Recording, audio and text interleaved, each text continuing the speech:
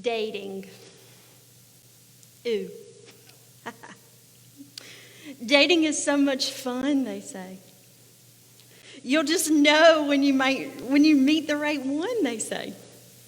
It'll all happen when you least expect it, they say.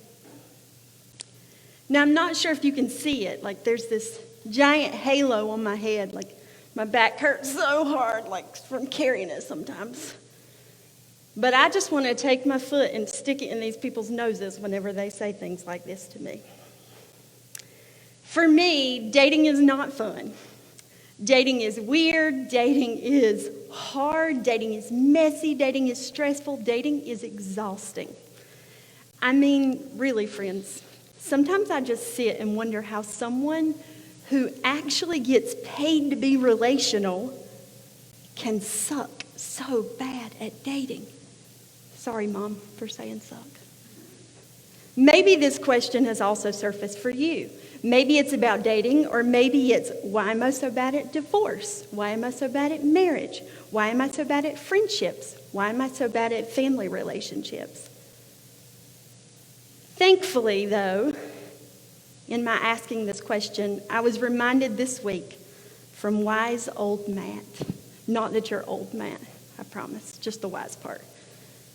But sometimes when we get stuck, we start to ask the wrong questions. Good morning, Watershed. My name is Blair. I'm the children's pastor here. I'm a cis-hetero woman, and my pronouns are she, her. I'm pretty excited to talk with you this morning about relationships, specifically in the realm of dating. I grew up in a church in the Bible Belt. We bounced from the Methodist church to a Pentecostal church to a Southern Baptist church. So as a kid, I memorized verses. I listened to Salty the Storybook. We Sing Kids. Watch Veggie Tales. And then as I got older, I graduated to Plus One and DC Talk and Zoe Girl. Yeah, you know what I'm talking about. I even proudly wore my own purity ring that I got that pretty much said that I was engaged to Jesus until I really got married. For those who are like, Blair, you are speaking in code, I basically am just letting you know that conservative evangelical theology is ingrained deep inside of me. And to be clear, some of that I'm extremely thankful for. And some of it I've decided to throw out, Marie Kondo style. You know, if it doesn't bring you joy, you get rid of it. But some of it I'm still sifting through. Because as I go through life, I'm continually deconstructing. I'm continually questioning the things that I've grown up with that maybe just don't sit right. One of the best analogies I heard about deconstruction and reconstruction is by comedian Pete Holmes. He describes a room where you take all the furniture out and then you decide what you want to put back in. And so maybe you get rid of everything, every piece of furniture that's there, and you start over. Or maybe you reupholster some of it. Or maybe you refinish some of the pieces. I don't know what it looks like for you. We all have different processes. But I hope we don't just empty out the room and sit miserably blaming those around us or wishing for more.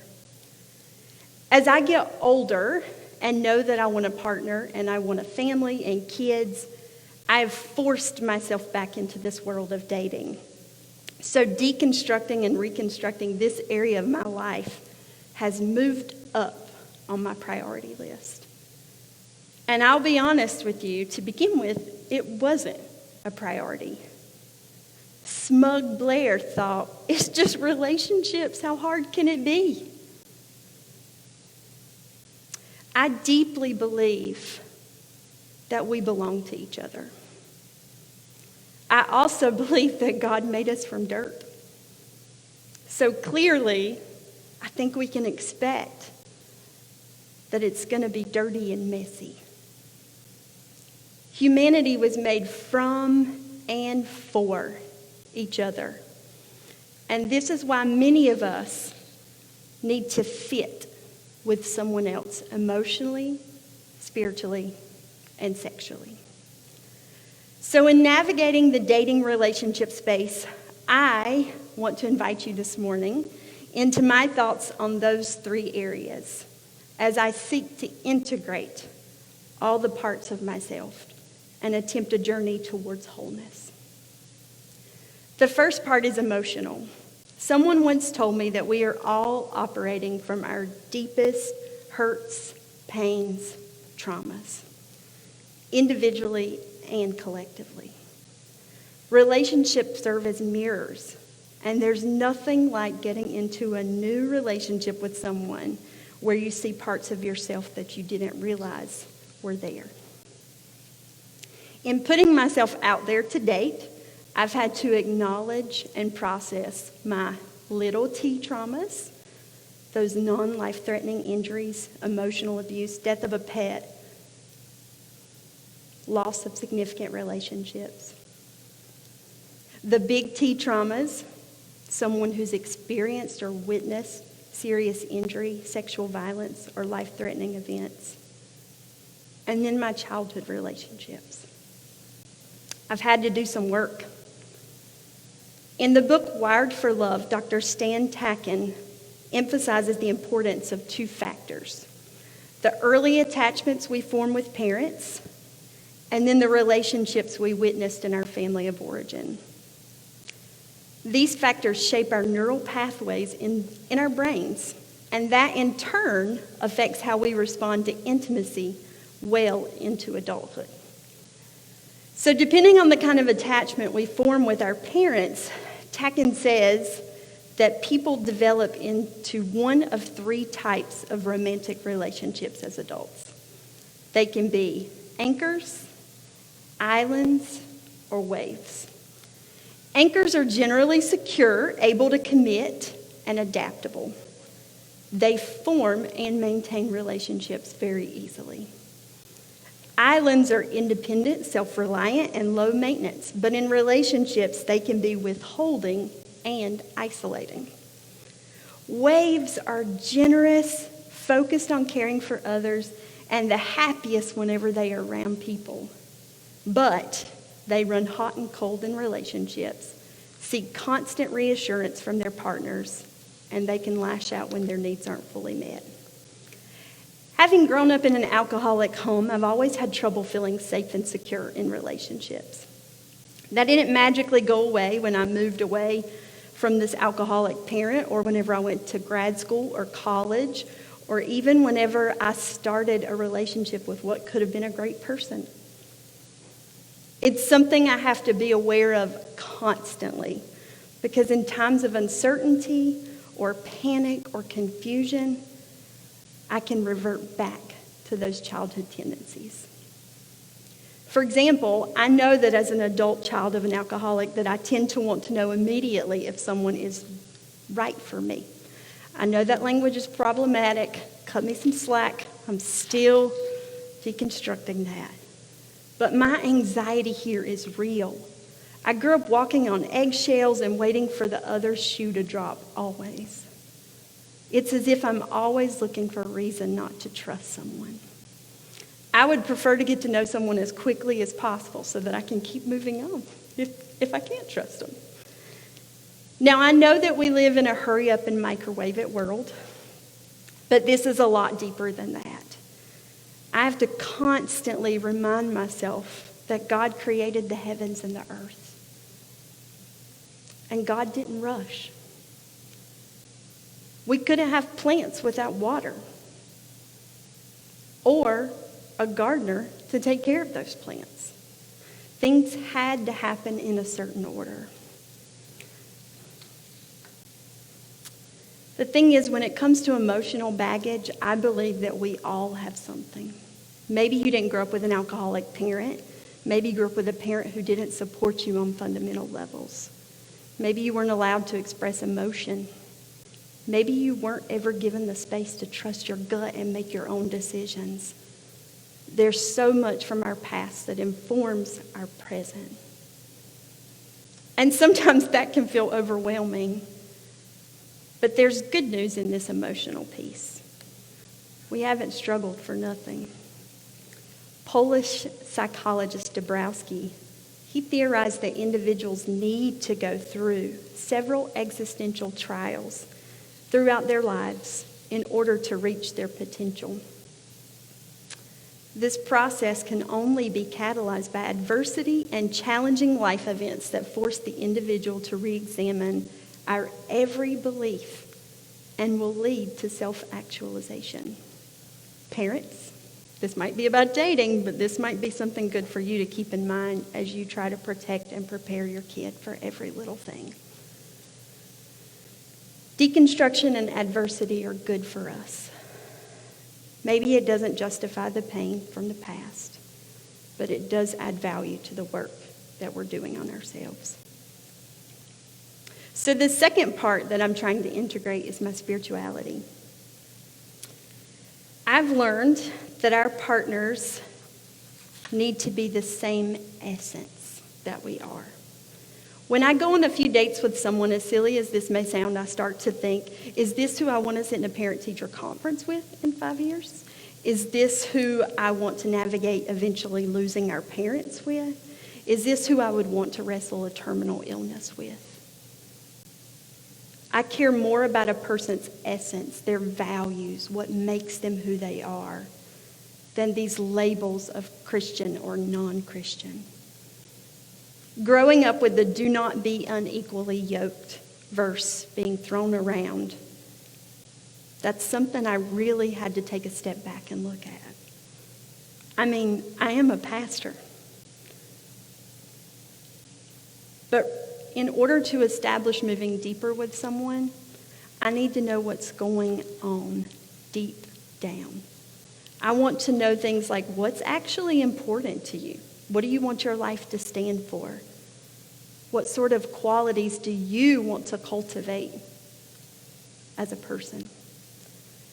Values are our heart's deepest desires for the way we want to interact and relate to the world, other people, and ourselves. They are about how you want to behave towards your friends, your family, yourself, your environment, your work. And asking these questions of someone else also means that I have to ask them of myself. I must examine my own values. And finally, the third space I wanted to talk about today is the integration of me sexually. If you grew up in the 90s, you most likely heard about purity culture. In 1981, the Reagan administration started to pour federal funding into abstinence until marriage programs. It continued during the Clinton and Bush administrations and was cut in 2010 after the realization, aka data, proved that it was not beneficial to anyone. Through shared storytelling with people who waited until marriage to have sex, and with some who didn't wait, I realized that this theory about purity was more harmful than helpful. It was more about shame than connection. It was more about self-improvement than holiness.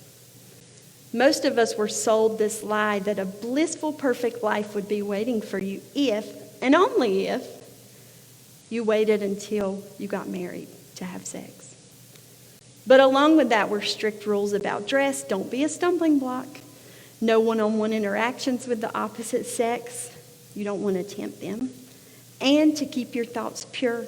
Don't you dare think about someone like that. And of course, these were all backed up with Bible verses that were taken out of context.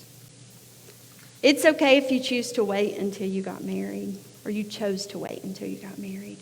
It's also okay if you chose not to wait until you got married.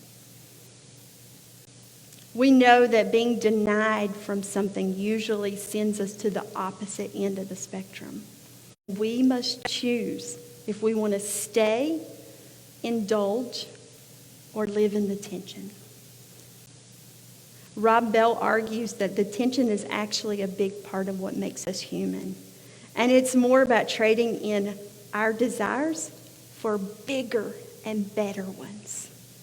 So I've been on a mission to design a more inclusive sexual ethic for myself that is bigger and better.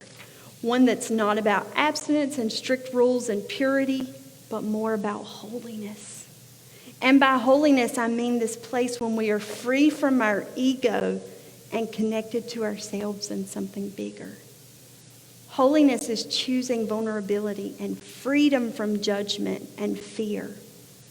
It's about choosing gratitude and love individually and communally.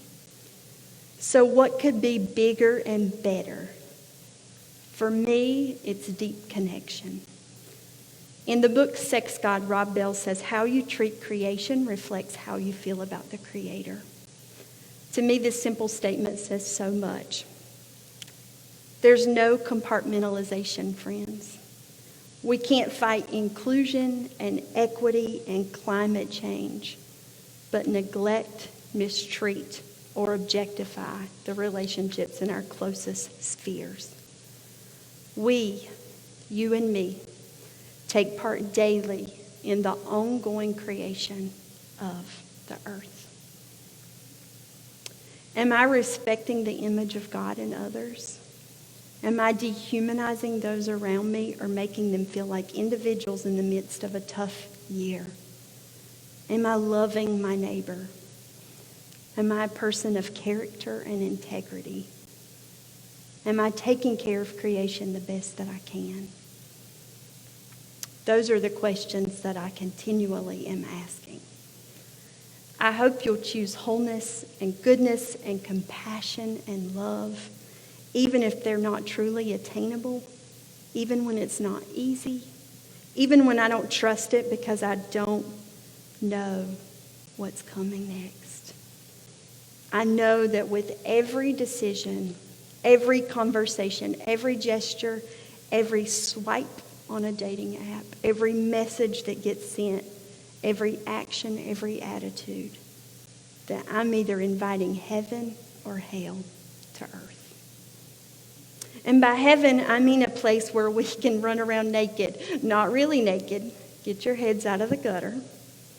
But more like sharing our whole selves in a way that we trust the world around us. A place of real love where power is given away and we have beauty and harmony together. And just so we're clear, if we're going to define heaven, let's also define what I mean by hell. I'm not talking about the Left Behind Kirk Cameron type of hell where everything's on fire. But I'm talking about evil, destruction, greed, self-centeredness, injustice, oppression, misery. A place that is formless and void. This past week we remembered the Holocaust. If we travel back in time to the Bergen-Belsen concentration camp, we can see a time when heaven crashed into earth. I can't remember where I heard this story or read it, but I'd like to share it with you this morning. It was shortly after the British Red Cross arrived that a large quantity of lipstick arrived. It was not what we wanted, as we were hoping for actual supplies. It was later called a sheer act of genius, though. Women lay in bed with no sheets and no nighties, but with scarlet red lips. They wandered around with nothing but a blanket over their shoulders, but scarlet red lips. I saw a woman dead on the post-mortem table, and clutched in her hand was a piece of lipstick. At last, someone had done something to make them feel like individuals again. They were someone, no longer merely the number that was tattooed on their arm. That lipstick was the piece that gave them back their humanity. As a community, awakening, struggling, and loving together as if a different world is possible, I hope you'll choose to bring heaven to earth, to love humanity instead of dehumanizing. Sometimes all it takes is a little bit of lipstick. I'd like to close with a short benediction today, a sending out a prayer that I have adopted for myself. May we, you and me, just try not to be jerks and a-holes as we navigate relationships emotionally, spiritually, and sexually this week. I love you, Watershed. Have a great week.